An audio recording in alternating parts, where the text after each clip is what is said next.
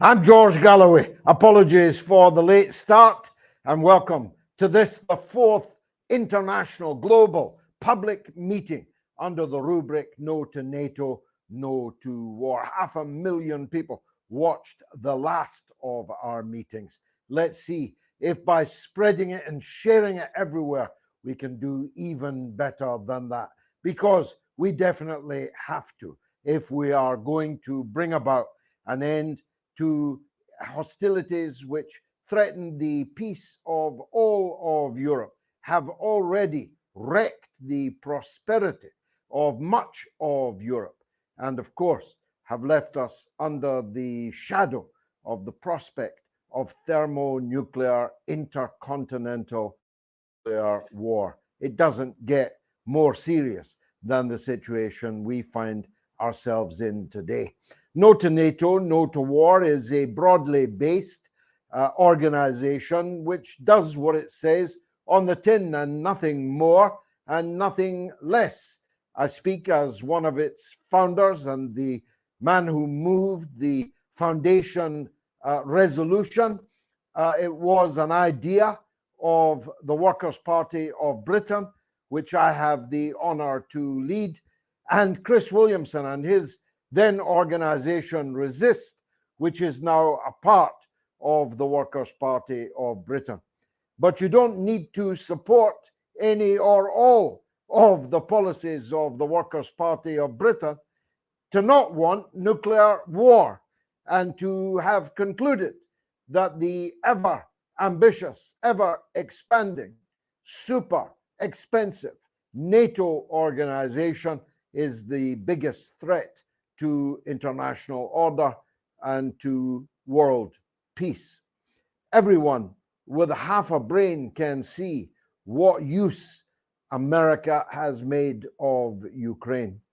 And Zelensky found yesterday in Europe, in Vilnius, exactly what happens to the puppets, the satraps that the US employs, and the UK for that matter, when their usefulness has begun to dissipate. Everyone could see the pictures, the body language, and even the actual language of Zelensky, the president of Ukraine, who had been badly let down by those that had encouraged, armed, financed, propagandized for this ruinous war, which has cost the lives of hundreds of thousands of people, cost the treasure of hundreds of billions of dollars. From the outside, no one has begun to calculate yet the economic losses, the losses in infrastructure that have been inflicted upon Ukraine itself in a war that never needed to be fought, in a war that could have been avoided if the promises made first to Gorbachev back in the 1990s and even in the Minsk Accords, Minsk I and Minsk II, which, if implemented, would have obviated the need for the special military operation, the Russian invasion of Ukraine, and we wouldn't be having this meeting now. And hundreds of thousands of dead people would still be alive, and many things that have been destroyed would still be extant. The War Spreads to Europe is the title of tonight's event. And of course, the gang that gathered in Vilnius had come to Europe for the purposes. Joe Biden had dragged himself out of his bath chair, away from his precious auto cues, which he can't even now read properly, cogently, and traveled to Britain, where he unforgettably inspected the guards at Windsor Castle in a way that will live long in the memory. But Joe Biden had to be there because he is the one calling the shots. And the American people are making a huge financial contribution to the Ukrainian war effort and to the extraordinary fact that the US taxpayer is now paying for social security benefits in Ukraine benefits which it does not even pay to its own people.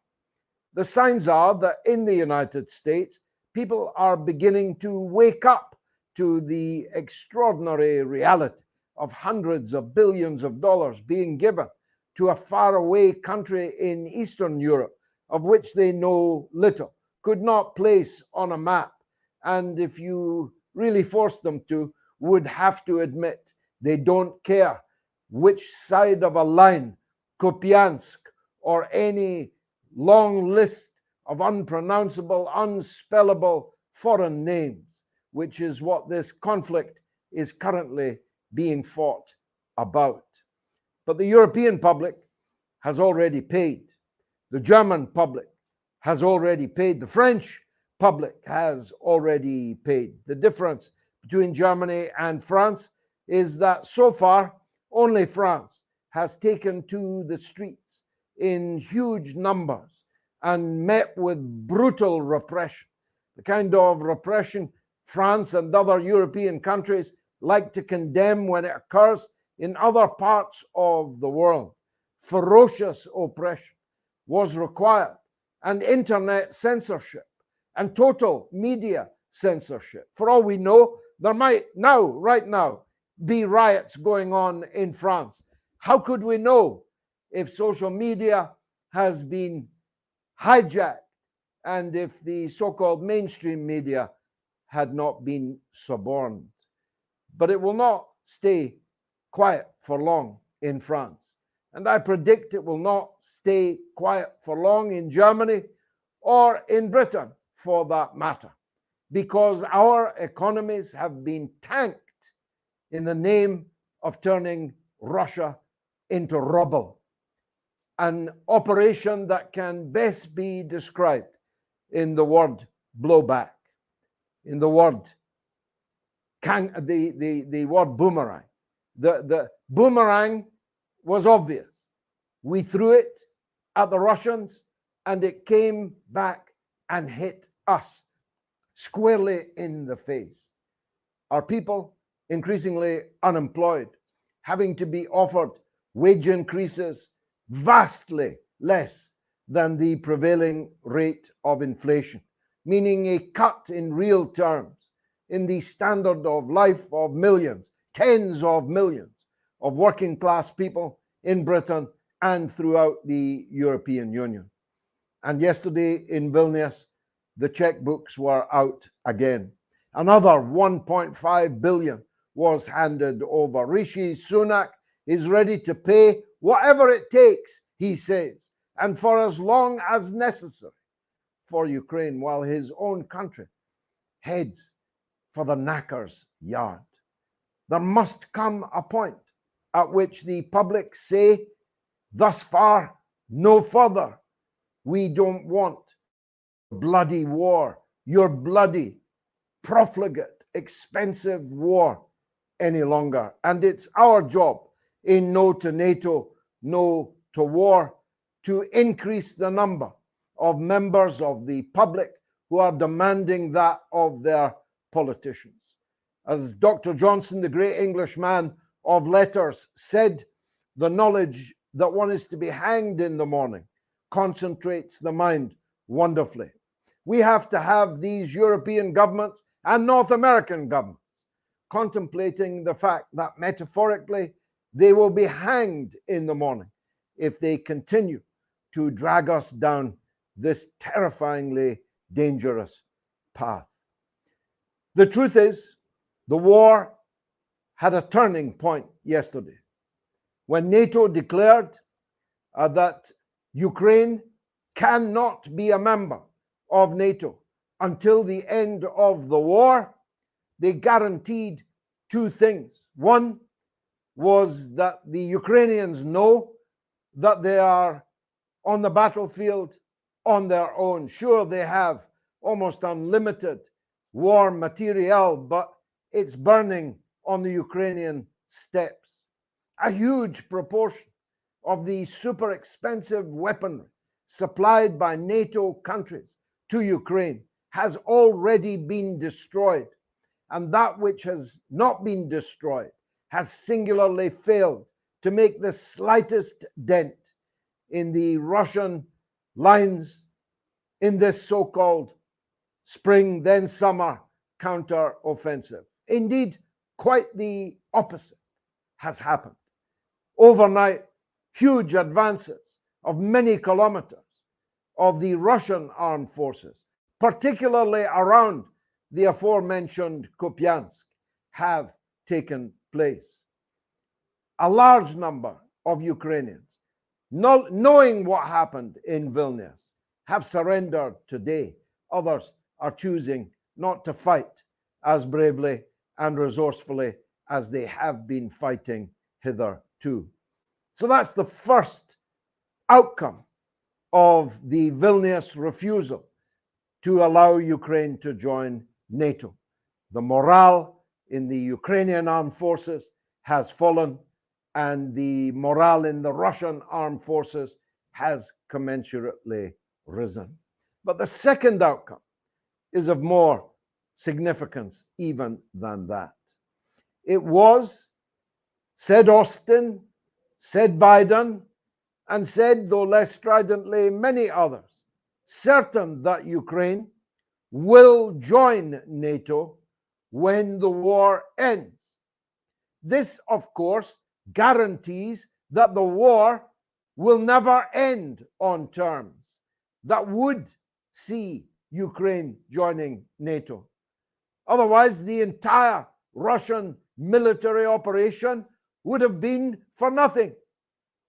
If at the end of the conflict, Ukraine still has a government that will apply and will be accepted into NATO, turning whatever part of Western Ukraine remains under the governance of Kiev, becoming a NATO armed camp with NATO nuclear weapons, just minutes and a small number of minutes from Moscow and from the great conurbations of the Russian Federation.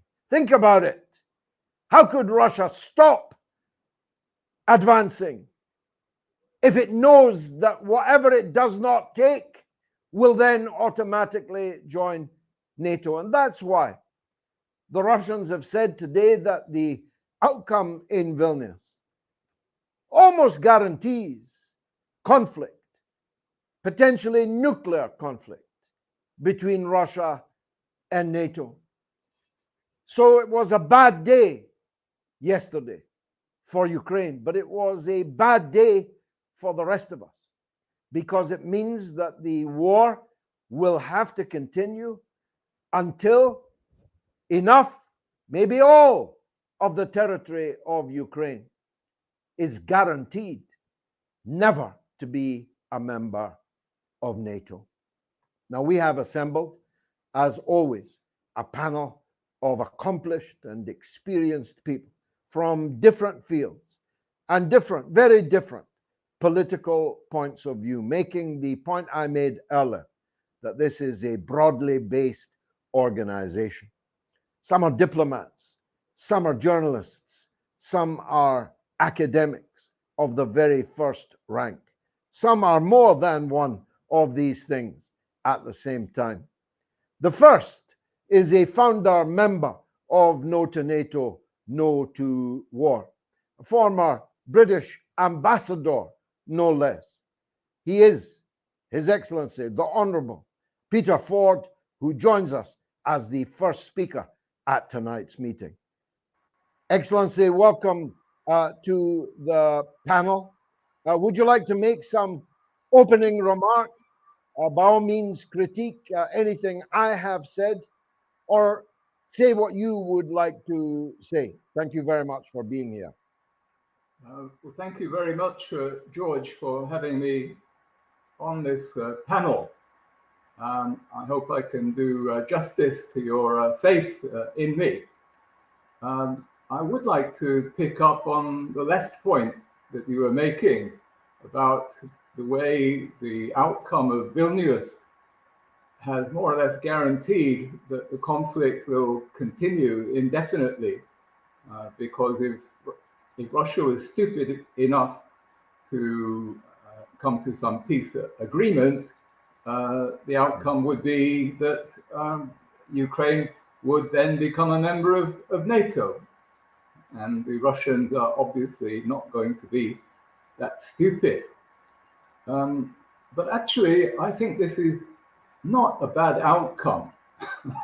Paradoxically, I was more afraid of an outbreak of peace, a botched peace like the Minsk Accords of 2014. You will recall how a previous round of fighting came to a conclusion with the Minsk Accords, which turned out to be a poisoned chalice that was given to Russia, promises that were never meant to be kept, as admitted by Angela Merkel, the previous German Chancellor. The Minsk Accords were designed by the Western countries as a stopgap to give Ukraine more time to build up its armed forces ready for future rounds of fighting. We don't want that to happen again. No Minsk II. And it's hard, in fact, to imagine how, regardless of what happened yesterday, the Russians could be so naive as ever to attach any credibility given to Western promises in a peace agreement. And in the background, let's remember another historical precedent, the botched Versailles Agreement after the First World War, which carried the seed of an even greater conflagration, leaving an irredentist state, Germany, determined to claw back on the battlefield what it had lost on the negotiating table. And what we definitely do not want is for Ukraine to end up in that position, having signed a kind of phony peace deal, but irredentist because it wants to claw back what it sees as lost territories, and determined to do that by force of arms, possibly backed even more by NATO. So I think actually Vilnius was not that bad, paradoxically. It was bad enough, but it could have been worse. That we have avoided, for the moment anyway, the risks from Minsk II, a botched peace agreement. What we're heading for, I think, is something more along the lines of the Korean armistice. The two sides back in the early 50s fought themselves more or less to a standstill, a stalemate, and that this fragile peace has held very successfully, as it happens, for 70 years. Let us hope that something similar might be the outcome in Ukraine. But what would be, in such a frozen conflict scenario, what would then happen, presumably, is that Kiev would apply to join NATO and NATO would accept it, at least based on the statements yesterday. Legally, diplomatically, there's a big difference between a ceasefire and a final peace agreement. In military terms, also, a ceasefire is something temporary. The state of belligerency would continue as it does in Korea. You can have an armistice is simply a rather grand term for a ceasefire, but that's what it means. And I'm sure that Russia will be skillful enough.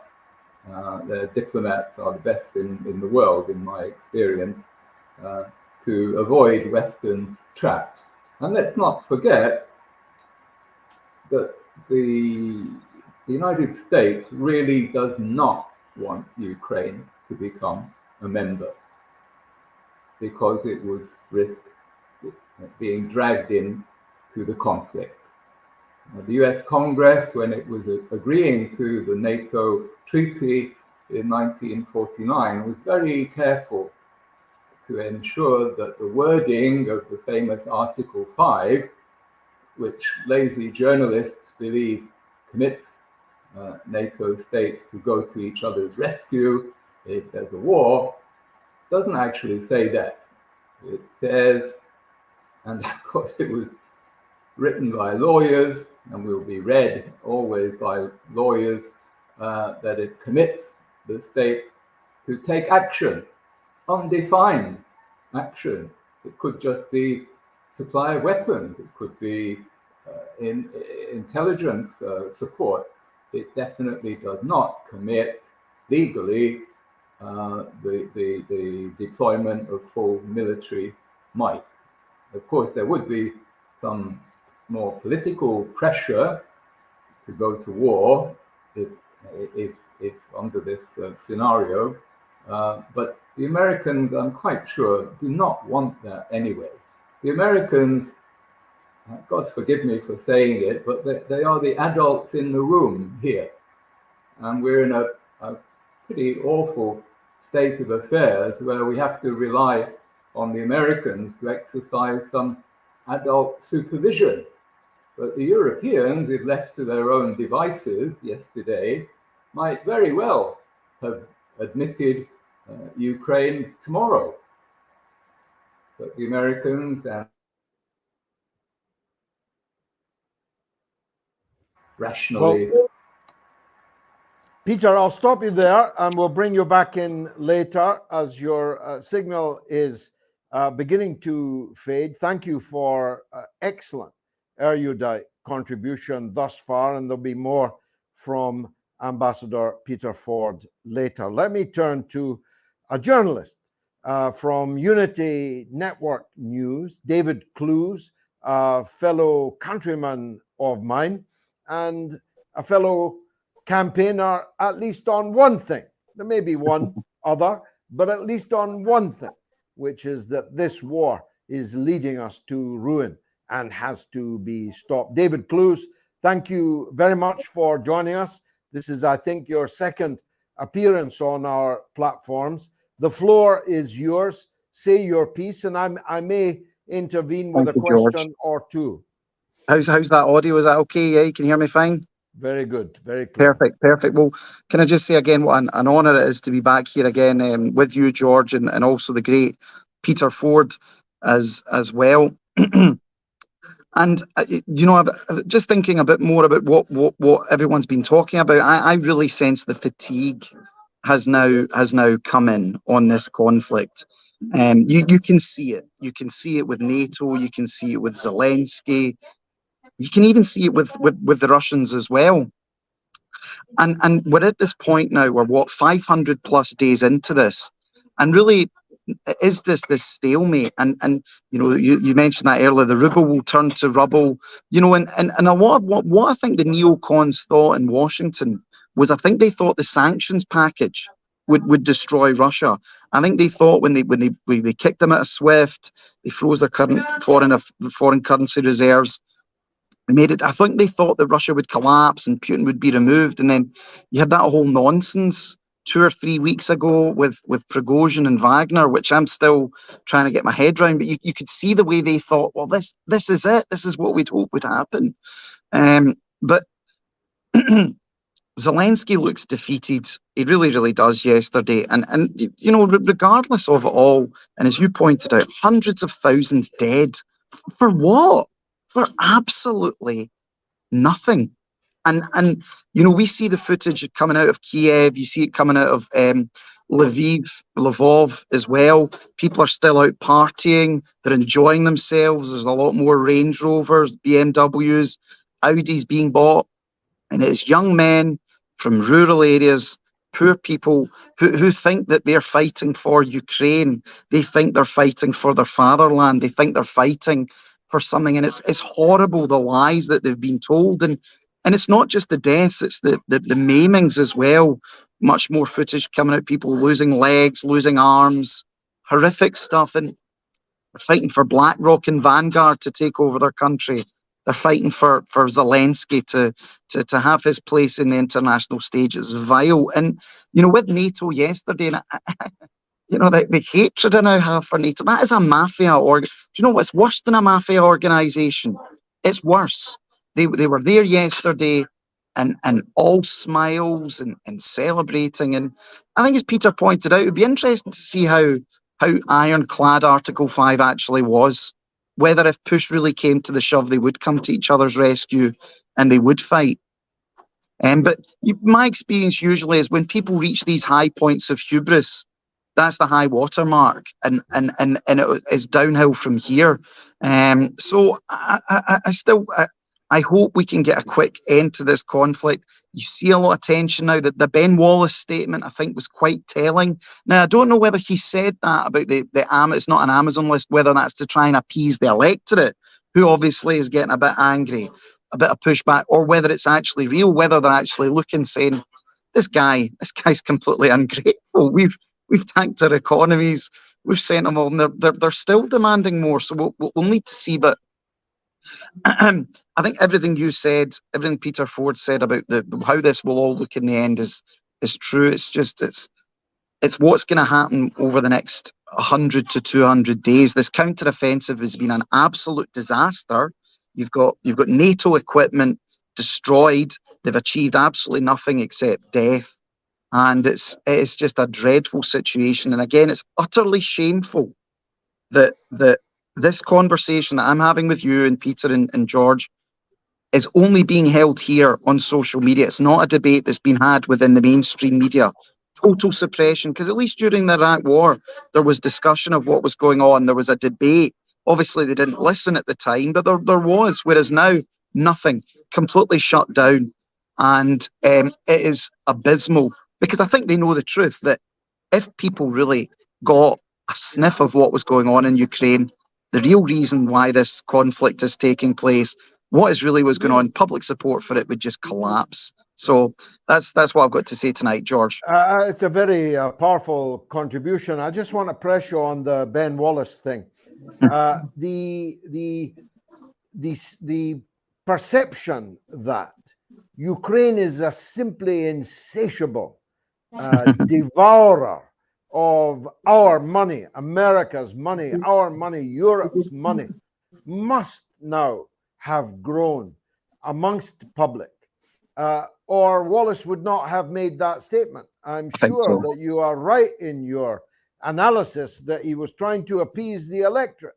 This is a man who takes your money, doesn't even thank you for your money, and as soon as he's taken it, is demanding more money.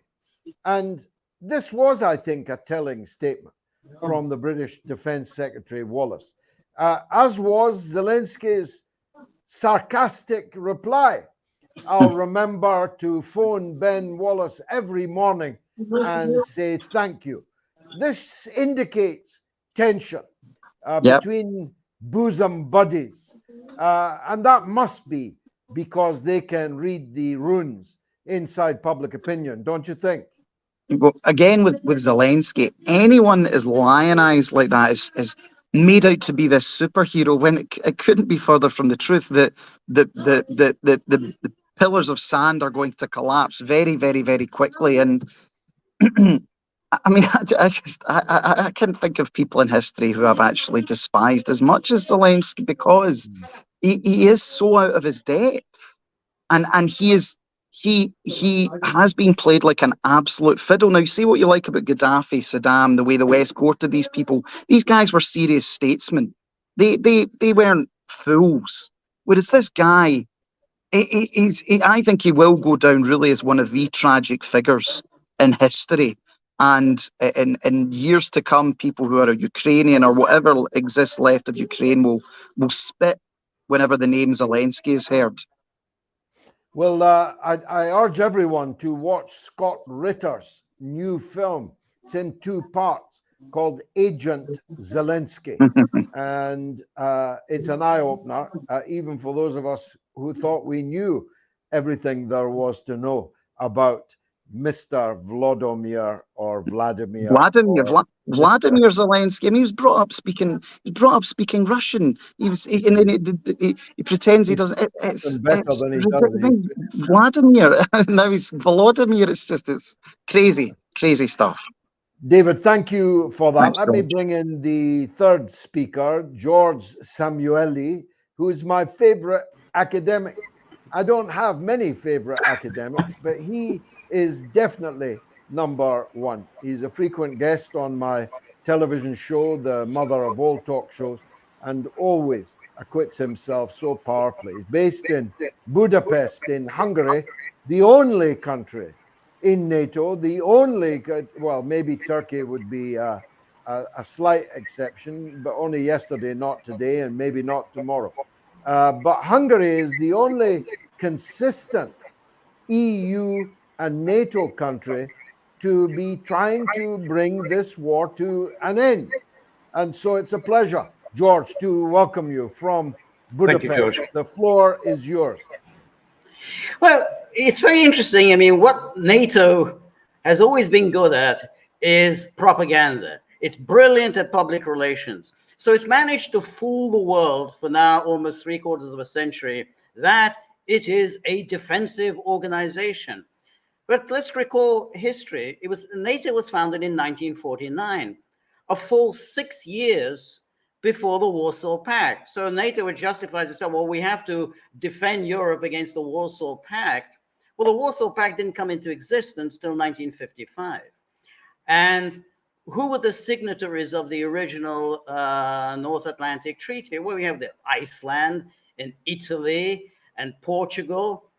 How were Iceland, Italy, and Portugal under any kind of threat at all against the Soviet Union? So back in 1949, most of the world was quite anxious. And, less than 4 years had elapsed since the end of World War II. So the rest of the world was a little worried about the creation of a military alliance.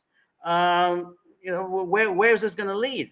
So that's why right in the first article, Article 1, NATO made this declaration that NATO member states commit themselves to resolving all disputes they may be involved in with non-NATO member states in exclusively peaceful means. Now, of course, NATO has never done that. And it's essentially created the very conditions that he was supposed to be fighting against. Because, of course, how did the Soviet Union respond to the creation of NATO? Well, it consolidated itself in Eastern Europe.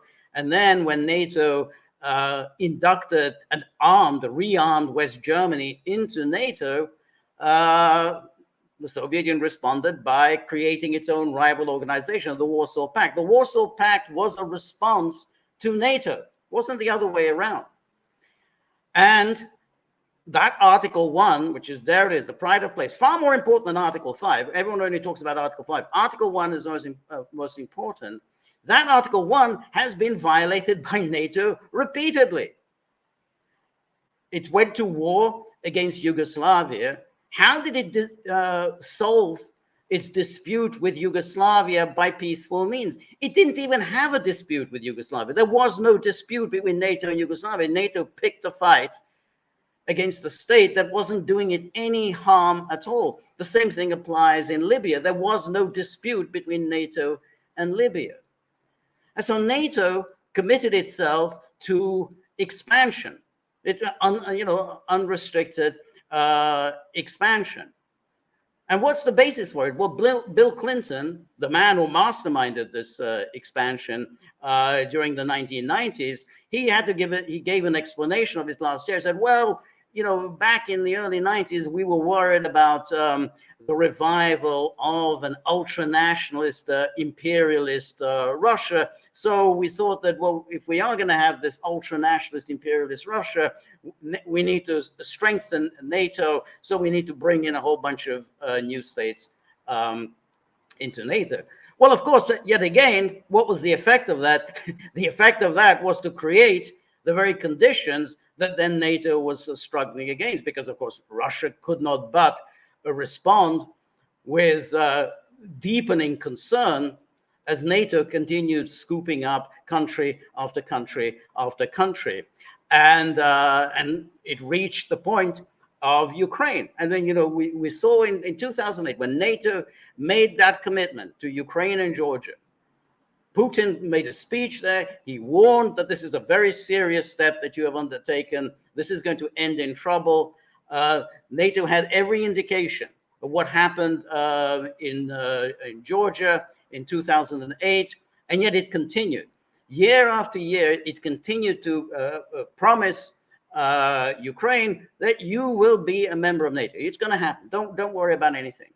And in 2014, when the NATO powers, chiefly the United States, engineered a coup in Ukraine, the first thing they did, the first thing the coup leaders did, was to change the Ukrainian constitution and declare that their fundamental aspiration is to join NATO. That guaranteed war. So NATO absolutely guaranteed that war in 2014. And as Secretary General Stoltenberg has repeatedly said, well, we have been in Ukraine since 2014. We've been building up the Ukrainian forces. We've been providing them with arms. We have intelligence, everything.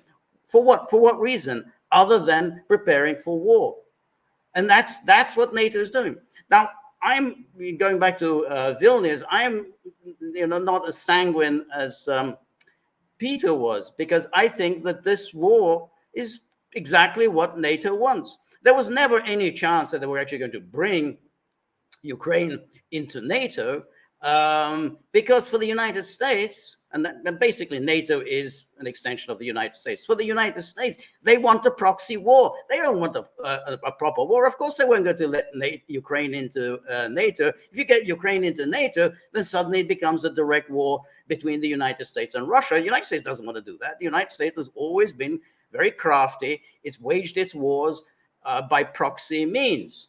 And that's what they've been doing. I mean, that's why they're doing it in Ukraine. Essentially, the goal is, let's bleed Russia dry. Let's, get them to, lose as many men as possible. Let them, lose their treasure.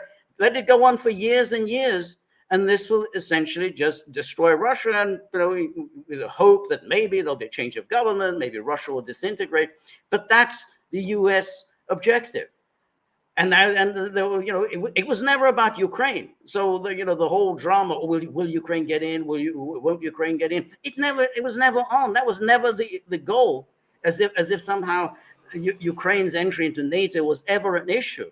The only thing that was an issue was to keep this proxy war going and keep draining and destroying Russia with a slow process. Now, I'm not saying that's going to be successful. And it's in a war of attrition.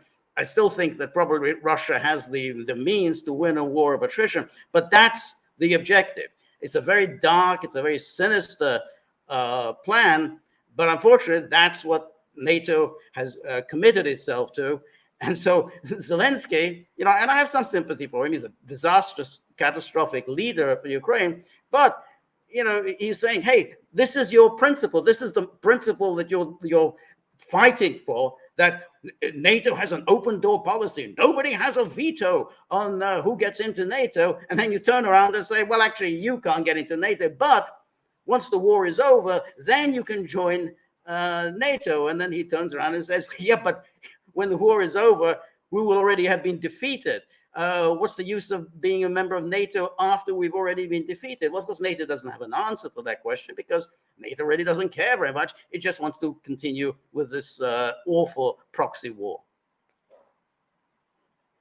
Ambassador Ford posited one potential ending, if you like, the frozen conflict, the Korean Peninsula, an armistice, but no peace. So a state of no war, no peace between North and South Korea as being a possible outcome in this.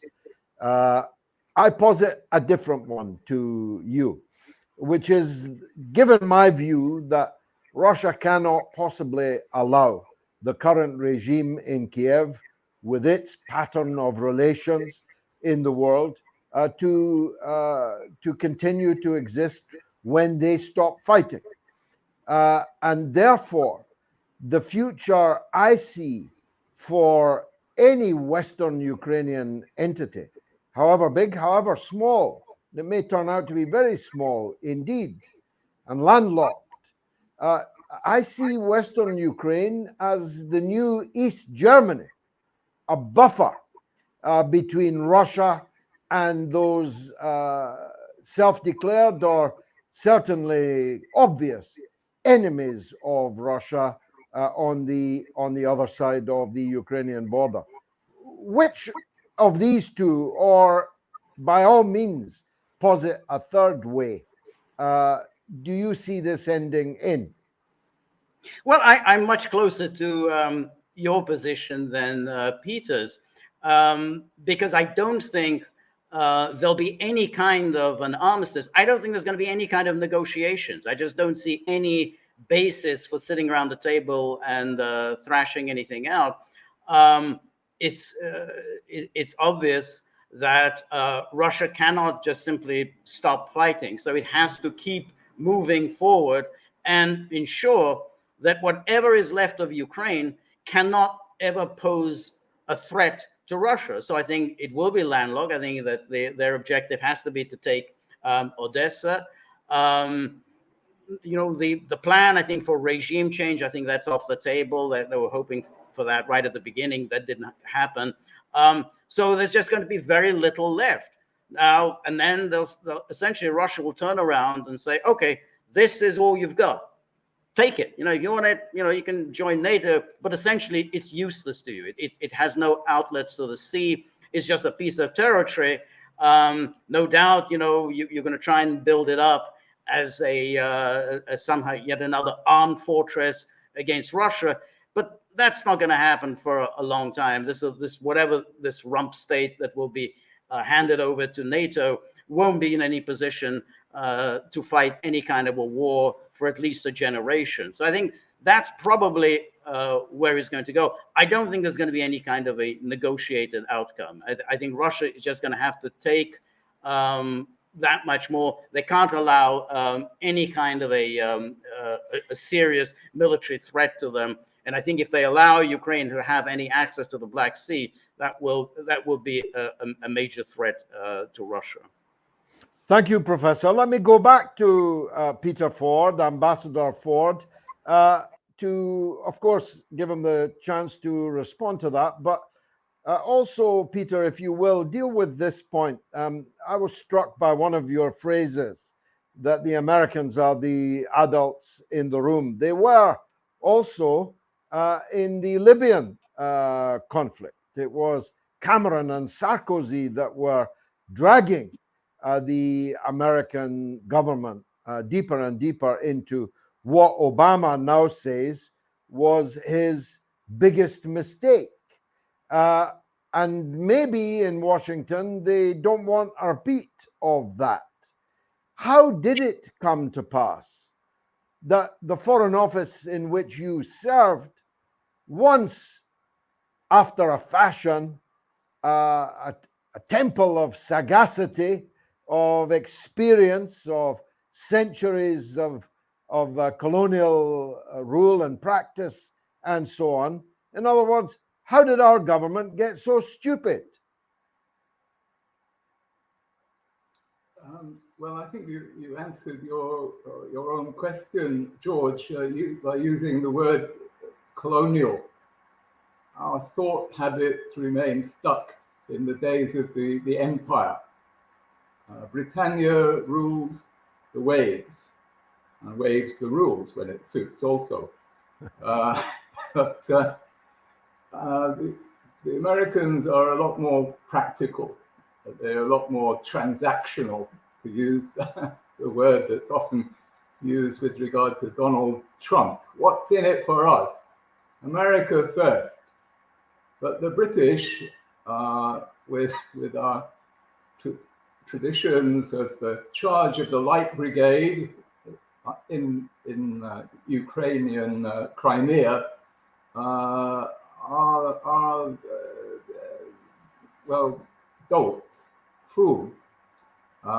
We charge after pointless targets, and sometimes we get our way, as we did with removing Gaddafi.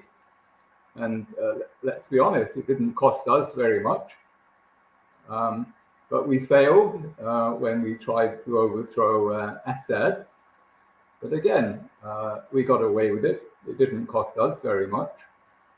And I suppose today we're quite happy to see Zelensky leading his charge towards the Crimea, and thousands of his soldiers are falling.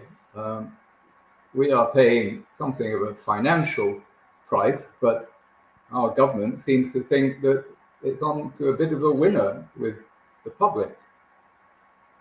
Which brings me to Zelensky and George Wallace. I think Vilnius showed Zelensky in a new light.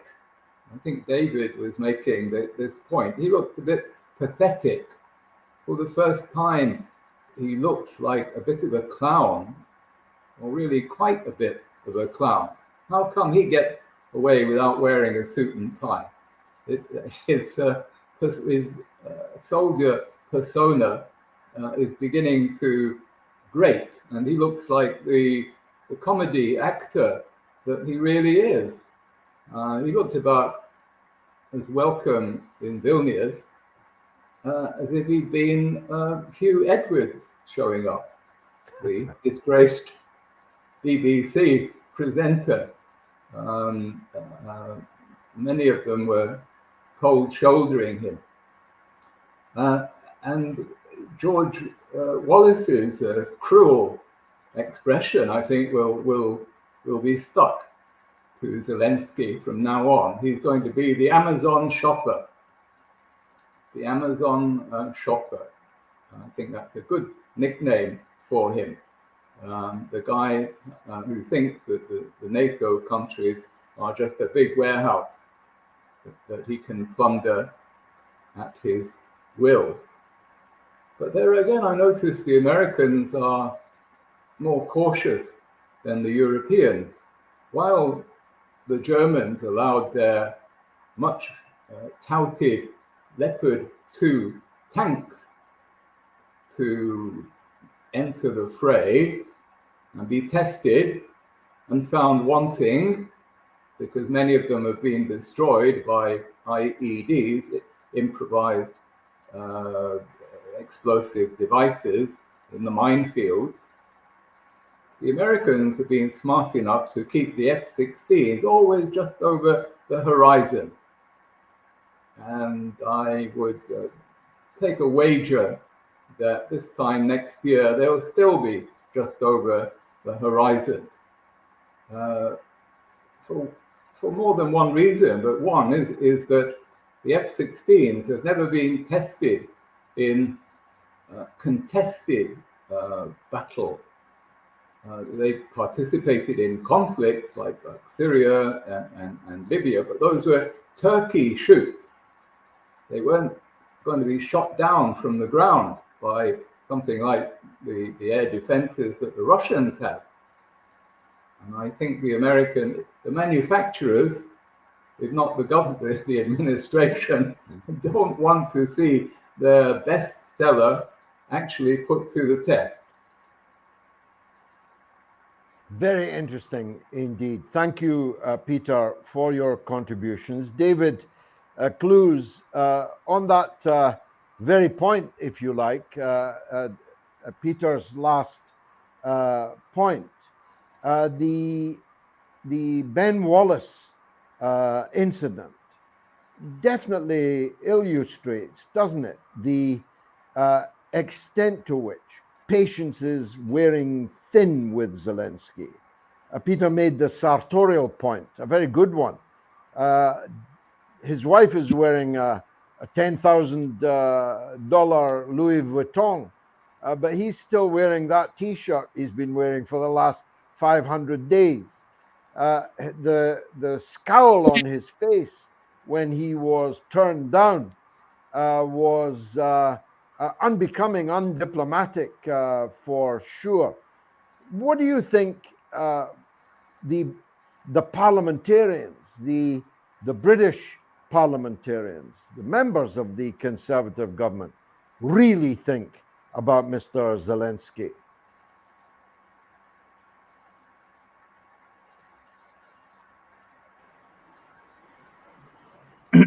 And we're all on. I think I think they're still kind of in love with him in this really, really strange way. It was interesting Peter pointed that out. I do actually think within the British, they have kind of fallen for the propaganda. They actually do think that it is a moral and a just conflict. I think that is actually a very, very good point that Peter made. But I think until they start seeing some pushback from the electorate and that things aren't going well, that they might start saying something. But as of now, I've not heard one single elected politician in Westminster, Northern Ireland, or Wales, or Scotland criticise the policy. I've not heard one. So it'll be interesting to see when someone actually does. And it was interesting. We've had quite a lot of talks about the what it might look like. I personally feel what this will look more like is the Vietnam situation, where, now I might get my dates slightly wrong, but I believe the Americans withdrew and their forces, was it 71? They started 73. 73. They started withdrawing their forces fully, and then by 75, the whole place fell. I think you're going to have a more, and along the lines of George as well, that Vietnam-style situation, that the whole thing will just collapse in Ukraine, and the Americans will give some sort of guarantee, and they just won't do it. And I mean, you couldn't mark these people's neck with a blowtorch. They'll just move on to something else, because I think as I said, they're bored of this. I think they want a war with China. I think a war over Taiwan's probably more preferable for them now. And they've realised they've not got the hit they want with this. But again, more and more people dying. But a great conversation. I've really enjoyed this tonight. I wonder if there'll be room, George Samueli, for Zelensky on the helicopter taking off from the American embassy in Kiev. A day I remember well, a red letter day. This Article 5 thing that Peter first raised is, I think, worth exploring. I've always believed, call me a cynic, that the United States for sure would not go to World War III over, let me choose one at random, Estonia. I do not believe that the United States would enter what might become an intercontinental thermonuclear war of annihilation over Estonia. And I don't believe that Article 5 in any way requires them to. But Peter's right. Everyone imagines that NATO's Article 5 triggers all-out world war, but it doesn't, does it? Article 5 says that in the event of an attack on one, that's considered an attack on all, and that each individual member state then decides for itself what it will do or maybe not do to help the state that has been attacked. And George, you're absolutely right. It was always absurd, the whole idea that the United States would be ready.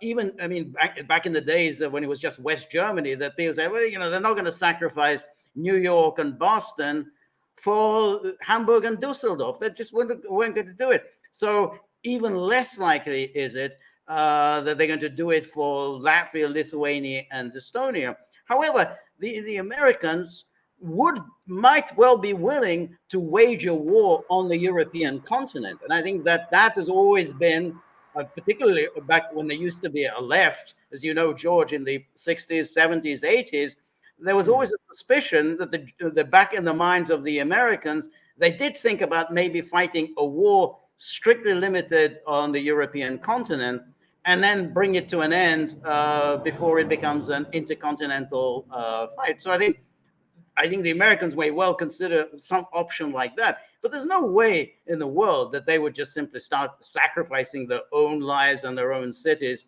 for these tiny little statelets. That's why this war, as it's continuing in Ukraine, isn't so bad for the Americans. And that's why they keep writing out these checks, because Americans aren't dying, Russians are dying, Ukrainians are dying, which means Slavic peoples are dying. America's sitting quite pretty. Their economy isn't doing badly. Why not keep it going? I mean, it's the Anglo-Saxons. They're all they have 3 meals a day. They go to bed in their own beds. So it's the people that they fundamentally don't like, with the Slavic peoples, who are killing one another. It's a tragedy, but for the Americans, it isn't so bad, and that's why they're happy to keep it going.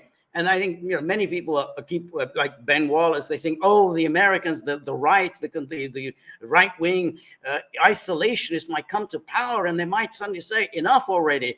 Well, maybe Trump will come to power, and maybe Trump will indeed bring it to an end. Maybe, but we know from his first term that he actually did exactly the opposite. He actually escalated the war in Ukraine by sending lethal weapons that Obama, terrible president though he was, but at least Obama had put a block on sending lethal weapons. So we don't know what President Trump would do. Maybe he'll end it, or maybe he'll just escalate it. But nonetheless, it's something that Europeans, wring their hands. Oh no, the terrible right, the American right, is coming to power, and they're going to lose interest in us, and they're going to lose interest in NATO. They're going to lose interest in this war in Ukraine. What are we going to do? What are we going to do? I don't see any prospect of this happening. Peter, last word from you, please. I'm intrigued. Everyone who follows this is intrigued. What is Turkey really up to? What is Erdogan really up to? He collapsed over Swedish membership of NATO, or did he?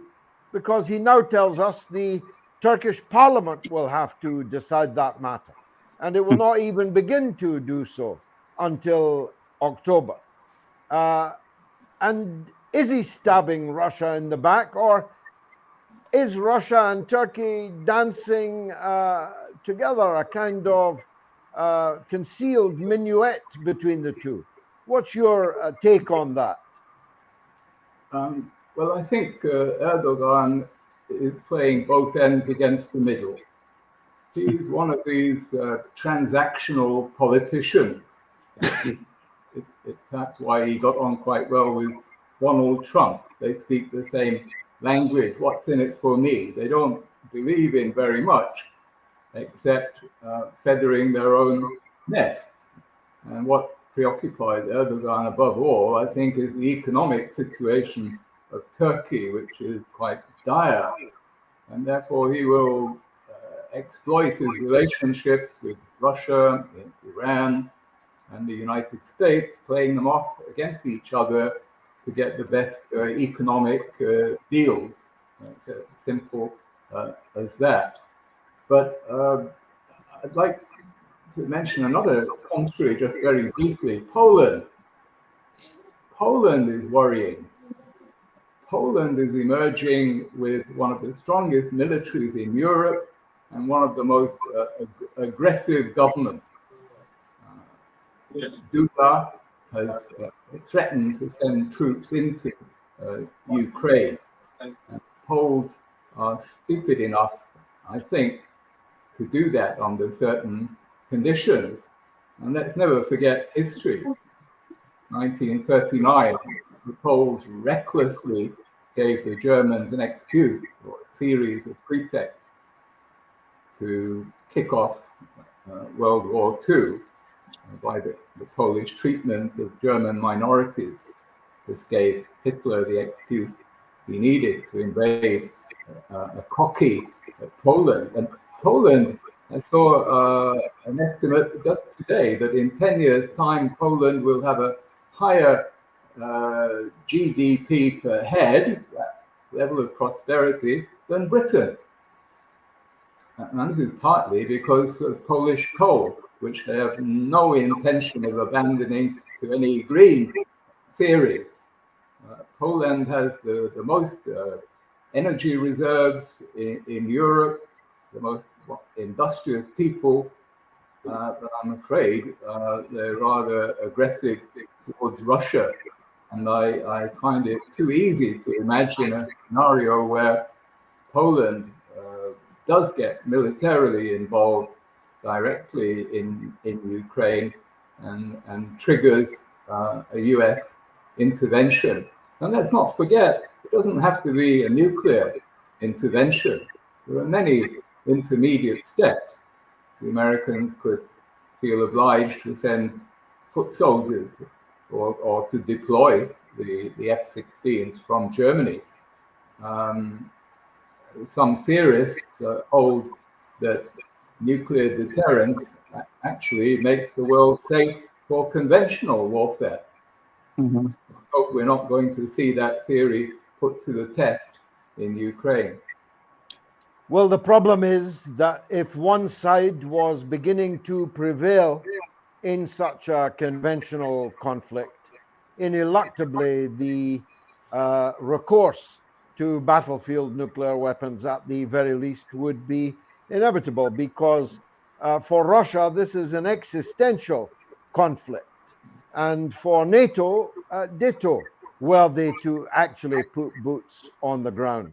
If they put boots on the ground and the Russians gave them a bloody good hiding, what would NATO do then? They would have to reach for bigger, more explosive sticks. Look, we could go on all night, but we'll be back again with another meeting fairly soon. So let me thank everyone who watched, who contributed, and who spoke at the meeting. Ambassador Peter Ford, David Clues, and Professor George Samueli.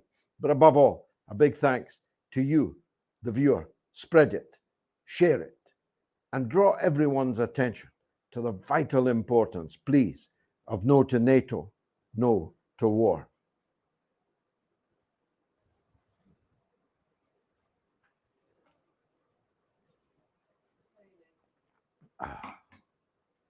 I have no idea what time it is because you took my phone away. So I have no idea how long I kept going. What is the time?